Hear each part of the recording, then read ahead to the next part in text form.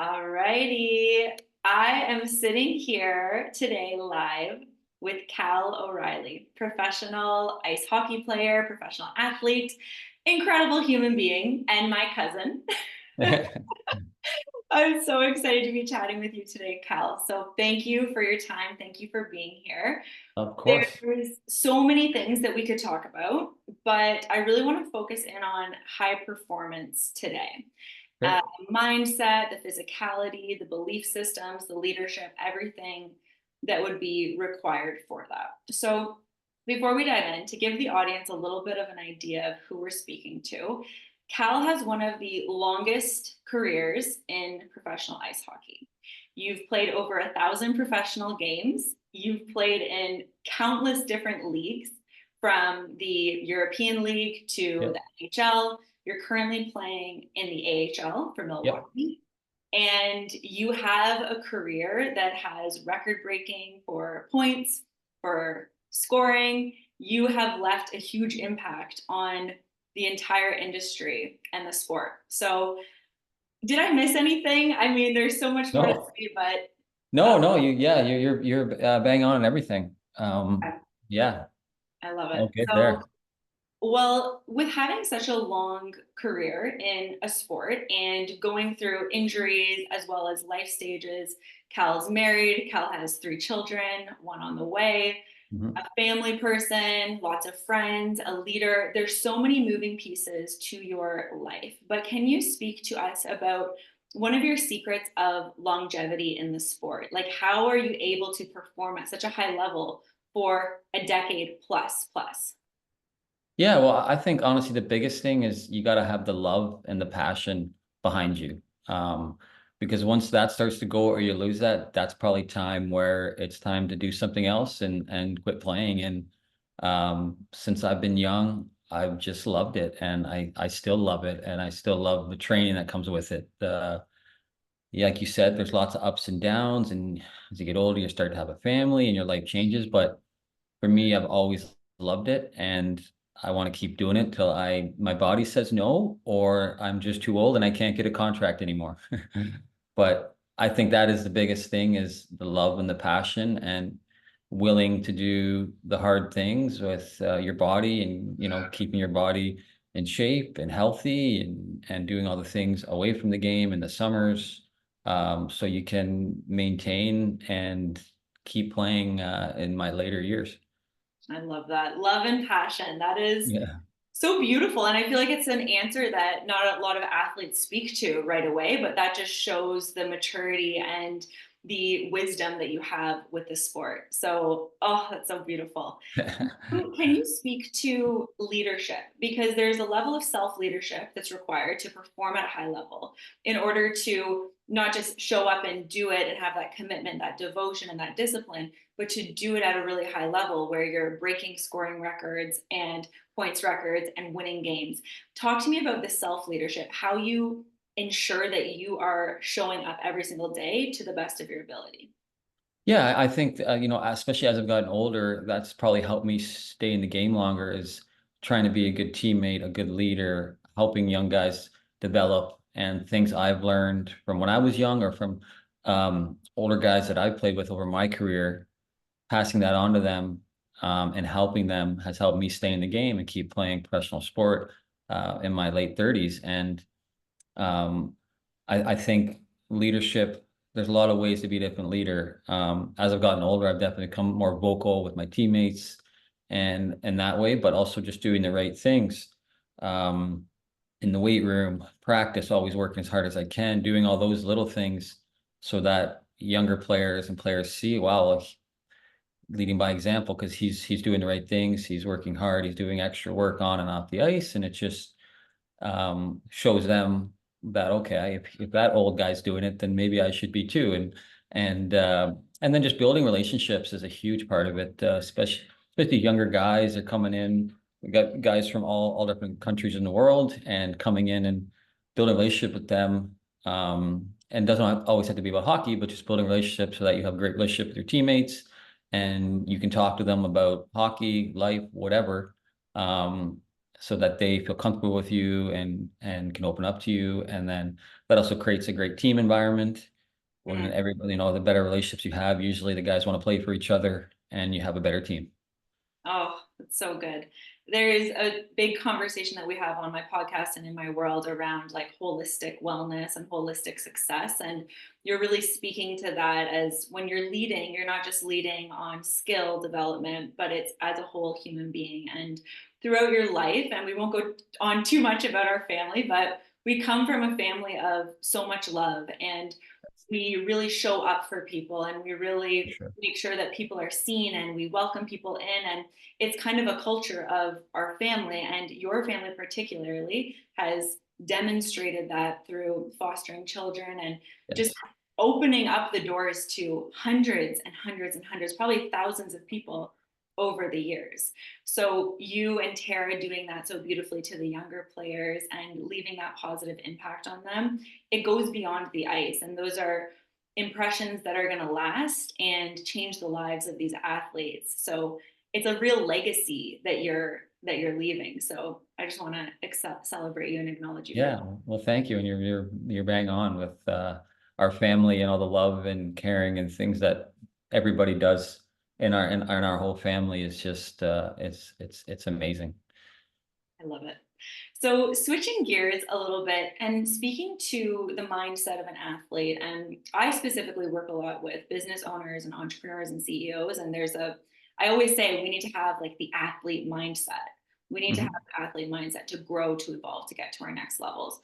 But can you speak to the mindset that's required when you're in a game, let's say, and you've lost momentum? The other team's ahead, maybe a goal just got scored, things are really like low and lackluster momentum on your team. How do you, as an individual and as a leader of the team, activate that momentum and get the team back in that forward direction toward the goal?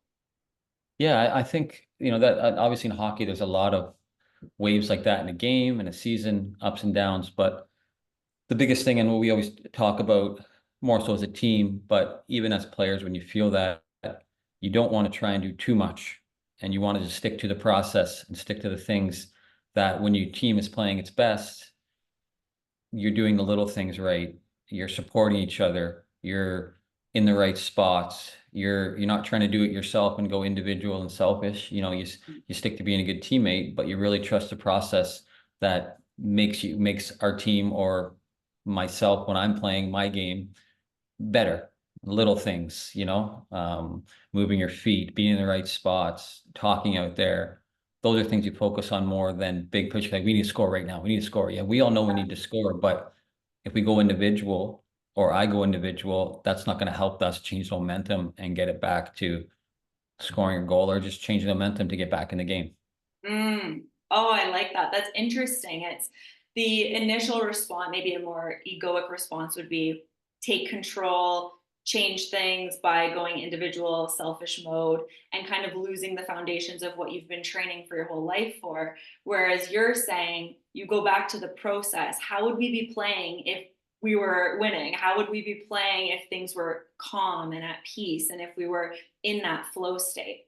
So I love that. That's such a good answer. And I think a lot of people listening are going to be able to attribute that to their own life For when sure. circumstances and momentum's not where you'd like it to be.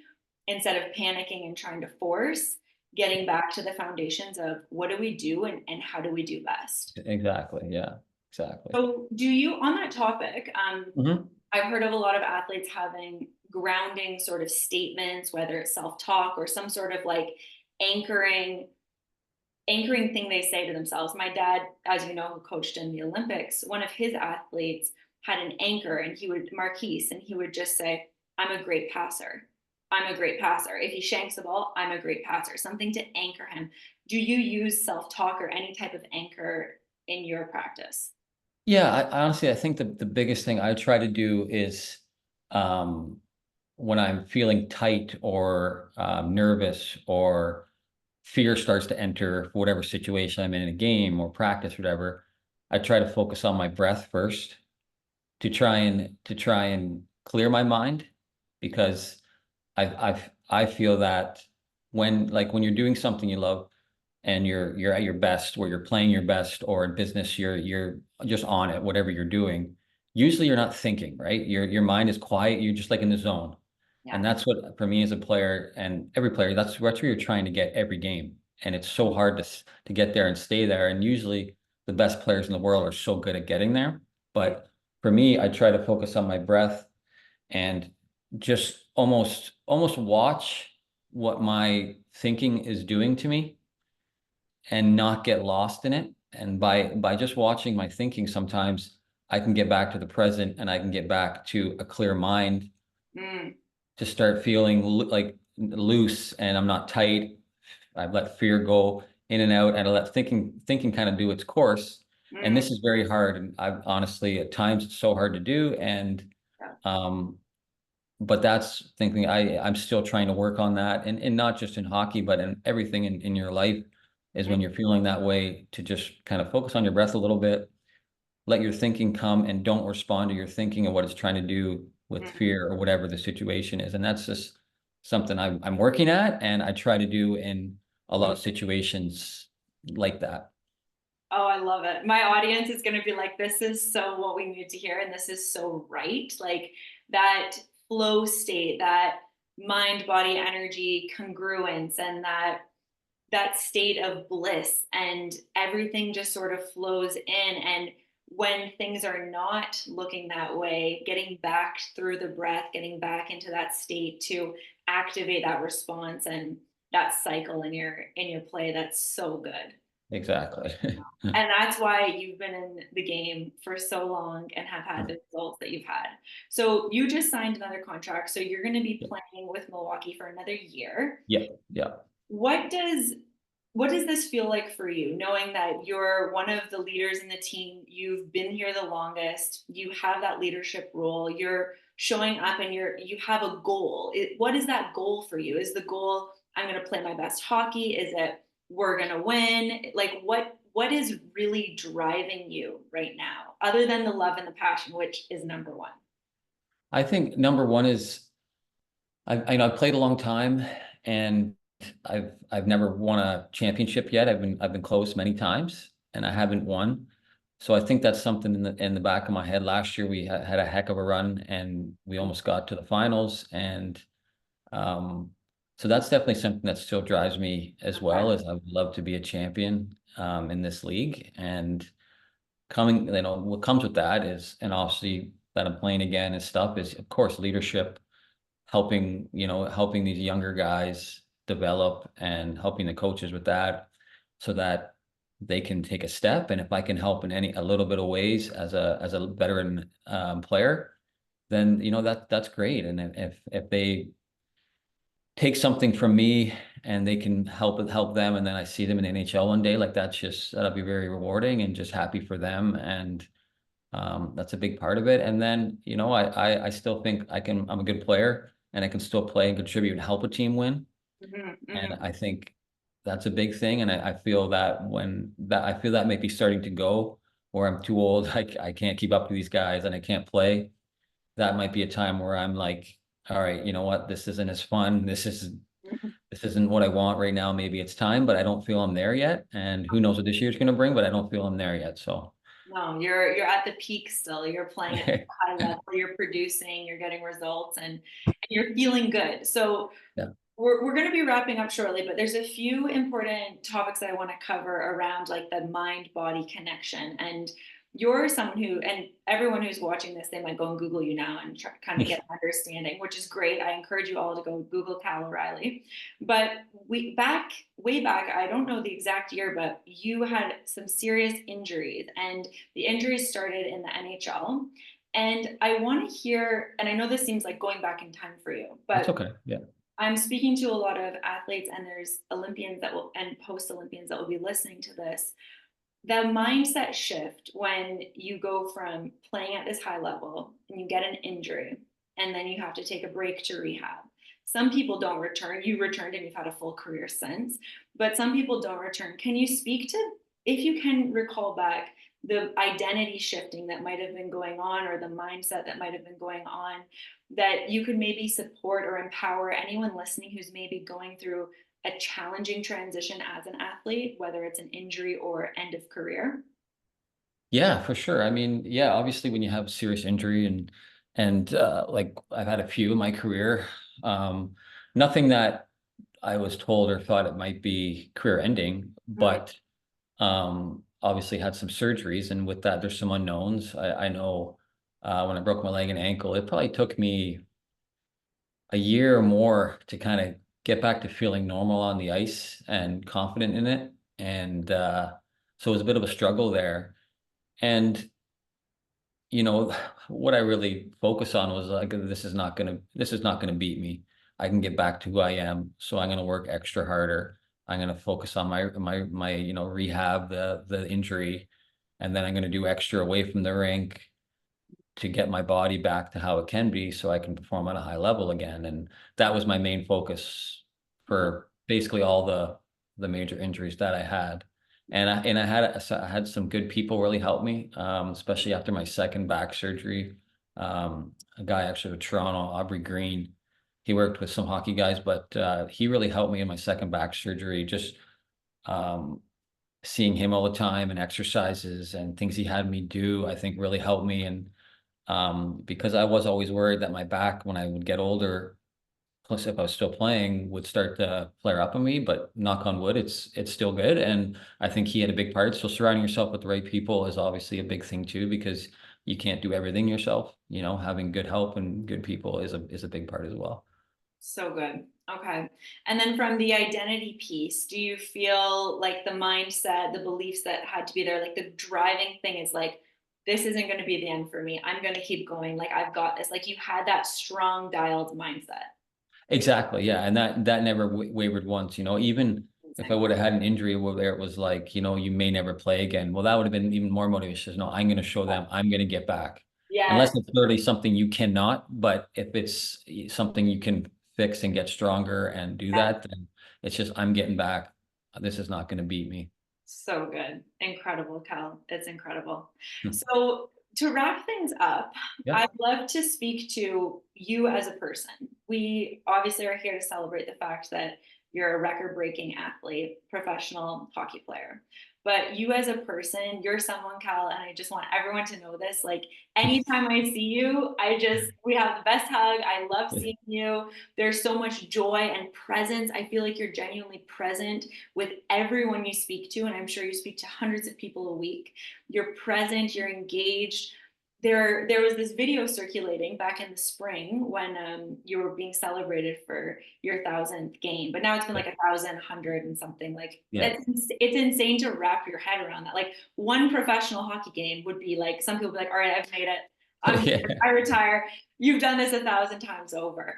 But there was videos circulating, and some of the quotes of what people were saying of guys from the locker room, younger athletes, older players, coaches, managers, like there's this resounding voice of Cal is just a stand-up guy. Cal is a class A guy. Cal is a good person. Like you're just known as this incredible person. And I know that your family and your parents have always empowered that in you. Like, yep, my sons are good hockey players, but it matters that they're good people. Mhm.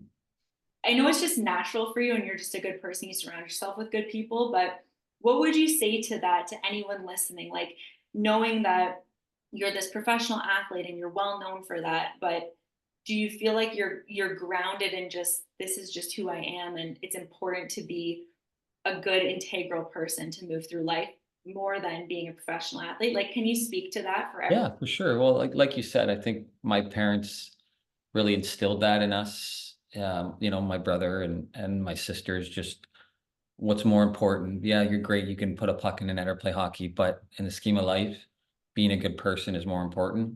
And I think that taught me a lot, and I really started to believe it as I got older. And not that I'm some super famous person or anything, but sometimes when people get successful, their ego can go through the roof, and they can be arrogant or whatever, and that's okay. But for me, I never wanted to be like that, and I wanted to stay down to earth and try to be the best person I can. And I think that's just, yeah, it was probably when I was younger and what my parents instilled in me. Mm, I love it. I love it. And you continue to live that, and that's who you are. That's Tara, who Tara is as well, Cal's beautiful wife, and the family you're growing. I'm just so happy for you as someone who loves you as your cousin, but also just witnessing you and leading up to this interview as well, refreshing on all of your accomplishments, Cal. I'm just so impressed and Thank you. amazed by you, and I'm so grateful for your time. Of Is course, no there, problem. Thanks is for there having me. Absolutely. Is there anything you want to share with the audience, like any last little bit of advice for maybe an up and coming athlete or someone who really would just want to know what's going on inside your brain to potentially get to your level one day? Yeah, I mean, it's a tough one because there's so many things, but I would say, kind of like we talked about at the start, if you really love it and um, you think that's something you want to do, if you work at it and believe in yourself and do the hard stuff Mm, and be uncomfortable, you know, you can maybe get there, or you can get there and accomplish your dreams, and but start there. mm. Find that thing that you absolutely love, and go after it. I love it. I love it. Thank you, Cal. Thank No you. problem.